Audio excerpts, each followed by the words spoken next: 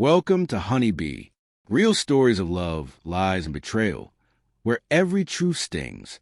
Let's begin. My name is Bruce, and I never imagined a random Instagram reel would be the thing that ended my marriage.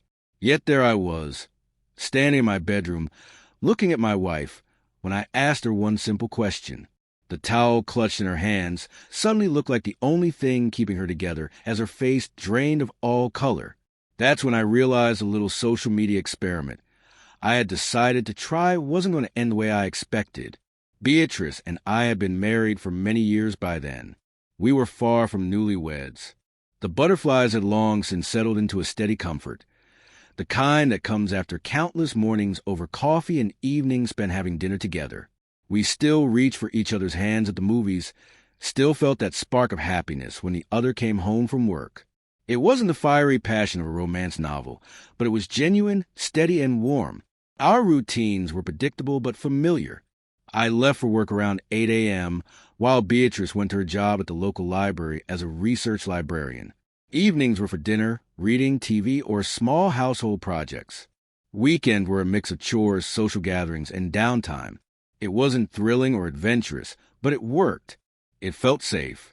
It felt enough. Then one morning, I woke up with a terrible backache. I stayed home from work, but after Beatrice left, I got restless and decided to get some things done. Working from home felt like a quiet rebellion against my normal grind.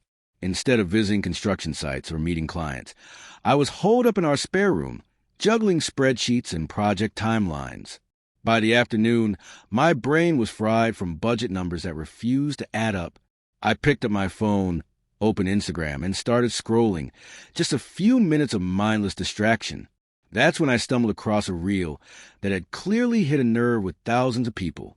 The creator asked viewers to share how they discovered a partner's infidelity, and the comments were overflowing. I should have just kept scrolling, but I didn't. I read comment after comment, pulled in by curiosity. Some stories were ridiculous and even funny. Plans that backfired, misunderstandings that turned comical. Others were gut-wrenching tales of betrayal, heartbreak, and lives torn apart. People described every kind of discovery.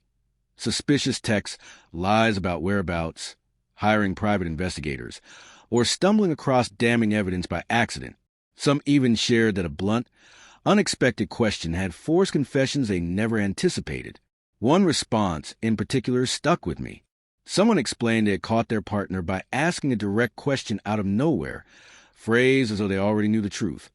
How long has this been going on? That simple assumption apparently caused their partner to confess immediately, instead of denying. I found it fascinating how such a straightforward psychological trick could corner someone. It worked by flipping the script. Instead of defending against an accusation, the guilty mind panicked and assumed the game was up. At first, it was just idle curiosity. But as I kept thinking about it, I started wondering, what if I asked Beatrice the same question? I want to be clear. I had no reason to suspect her cheating. No signs, no red flags, no evidence of dishonesty. This wasn't about mistrust. It was about testing the idea, about seeing if the method really worked. But the longer I thought about it, the more tempting it became.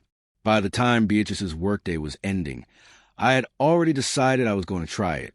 I convinced myself it was just an experiment.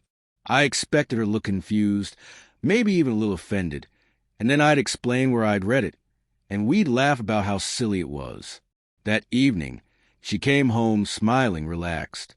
She told me about her day, about some research projects she was working on, about weekend plans.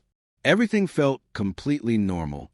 After a while, she said she wanted to shower and change into something comfortable, her usual routine. I waited about 10 minutes after she went upstairs, then followed quietly. I stood in the bedroom, preparing myself for what I was about to do. The sound of running water from the bathroom gave me time to rehearse the line in my head. I still thought this was harmless, that I'd get nothing but a puzzled reaction. When the shower shut off, I waited. The door opened. Beatrice stepped out, wrapped in a towel, hair damp, skin flushed from the steam. She looked surprised to see me there, but not alarmed. She smiled and started to say something. Then I cut her off. I looked straight into her eyes, trying to keep my voice calm and certain, and asked, "How long has this been going on?" The effect was immediate. Her smile vanished. She froze completely. The color drained from her face, her eyes wide with fear. I stood there, stunned, as I realized this wasn't the reaction of someone confused or offended. This was the reaction of someone caught. Seconds stretched into silence. Her expression was pure panic, guilt written across her features. My stomach dropped. Finally, in barely a whisper, she said, "I can explain." Those words hit me harder than anything else could have.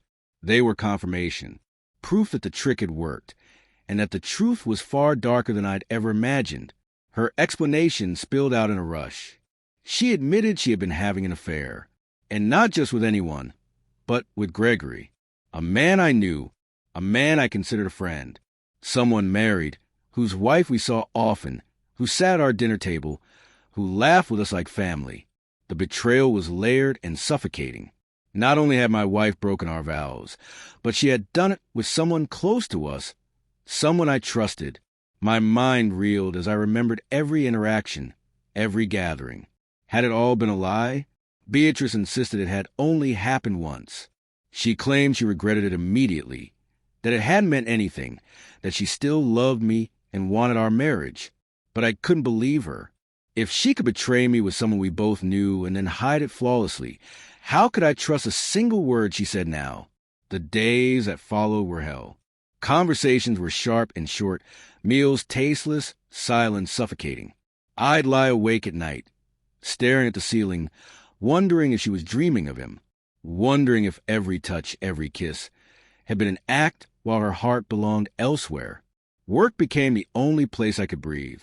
But even there, people noticed something was wrong. Beatrice tried to fix it. She was extra attentive, affectionate, desperate. But every attempt only reminded me of what she had destroyed. The warmth and trust that had defined our marriage were gone, replaced by suspicion and distance. After a month, she suggested couples therapy. At first, I thought it was pointless. How could therapy rebuild a trust that had been shattered at its core? But eventually I agreed, not because I believed it would save us, but because I wanted to know I had tried everything before giving up. Therapy was brutal, but revealing. Beatrice admitted she felt trapped in routine, that she had sought excitement, validation, something she thought was missing. She expressed regret, but her explanations also revealed flaws in our relationship that I hadn't seen before. As weeks passed, though, I realized the truth. I couldn't move past it. Even if she never strayed again, the suspicion would always remain. Every late night, every distracted look would reopen the wound, and I couldn't live like that. Eventually, I told her the words I'd been circling around for months. I couldn't trust her again. Our marriage was over. The divorce was sad, but civil. We split things fairly, avoided bitterness. Therapy had already shown us the damage was beyond repair. Looking back, I still can't believe it all started with one question, a line I picked up from a social media reel. The irony is cruel. I asked out of curiosity, never expecting an answer, and yet that one question revealed everything. Beatrice's frozen expression, her whispered, "I can explain," told me more than years of comfortable routine ever had. Sometimes the most devastating truths are hidden in plain sight, waiting for the wrong question at the right moment to expose them.